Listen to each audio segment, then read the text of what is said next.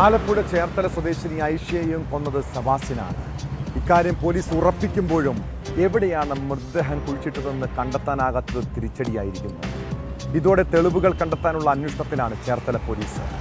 കേസിൽ പ്രതിയായ സെബാസ്റ്റ്യന്റെ പള്ളിപ്പുറത്തെ വീട്ടുവളപ്പിലെ കുളത്തിൽ പോലീസ് തിരച്ചിൽ നടത്തി. നേരത്തെ ക്രൈംബ്രാഞ്ച് സംഘം ബിന്ദു പത്മനാഭൻ ജൈനമ്മ കൊലക്കേസുകളിൽ സെബാസ്റ്റ്യന്റെ വീടും സമീപത്തുണ്ടായിരുന്ന കുളങ്ങളും വറ്റിച്ച് പരിശോധിച്ചിരുന്നു. എന്നാൽ വീടിൻ്റെ വടക്കുവശത്തെ കുളം പരിശോധിച്ചിരുന്നില്ല. ഐഷയുടെ മൃതദേഹം ഇവിടെ കുഴിച്ചിട്ടിരിക്കാമെന്ന നിഗമനത്തിലാണ് തിരച്ചിൽ.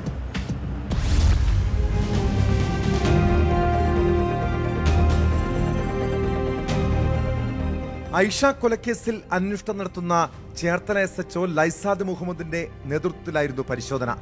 സെബാസ്റ്റ്യന്റെ പള്ളിപ്പുറത്തെ വീടിന് വടക്കുവശത്തുള്ള കുളം മണ്ണുമാന്തി യന്ത്രം ഉപയോഗിച്ച് ചെളിയും മണ്ണും നീക്കി തിരച്ചിൽ നടത്തി. ഈ കുളത്തിൽ സെബാസ്റ്റ്യൻ ആഫ്രിക്കൻ മുഷി ഉൾപ്പെടെയുള്ള മത്സ്യങ്ങൾ വളർത്തുകയായിരുന്നു. മണ്ണുമാന്തി യന്ത്രം കൊണ്ടുള്ള തിരച്ചിലിൽ കാര്യമായ തെളിവുകളൊന്നും കണ്ടെത്താൻ കഴിഞ്ഞിട്ടില്ല.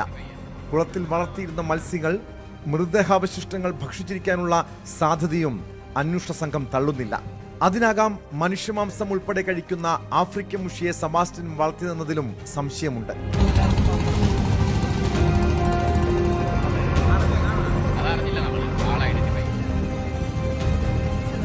ഏറ്റുമാനൂരിലെ ജൈനമ്മ തിരോധാന കേസും ബിന്ദു പത്മനാഭൻ തിരോധാനവും ക്രൈംബ്രാഞ്ചാണ് അന്വേഷിക്കുന്നത്.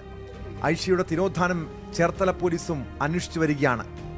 ഇതിനിടെ റിമാൻഡിലായിരുന്ന സെബാസ്റ്റ്യൻ ക്രൈംബ്രാഞ്ചിന്റെ ചോദ്യം ചെയ്യലിൽ ഐഷയെയും കൊലപ്പെടുത്തിയെന്ന് സമ്മതിച്ചു. 2012 ചേർത്തല സ്വദേശിനി ഐഷയെ കാണാതാകുന്നത്. നേരത്തെ ബിന്ദുവിനെ കൊലപ്പെടുത്തിയതാണെന്ന് സെബാസ്റ്റ്യൻ ക്രൈംബ്രാഞ്ചിനോട് സമ്മതിച്ചിരുന്നു. ജൈനമ്മയുടെ തിരോധാനവുമായി ബന്ധപ്പെട്ട് സെബാസ്റ്റ്യന്റെ പുരയിടത്തിൽ നടത്തിയ പരിശോധനയിൽ ചില അസ്ഥികൂട അവശിഷ്ടങ്ങൾ പോലീസ് കണ്ടെത്തിയതാണ്. വരും ദിവസങ്ങളിലും തെളിച്ചിൽ തുടരുമെന്നാണ് വിവരം.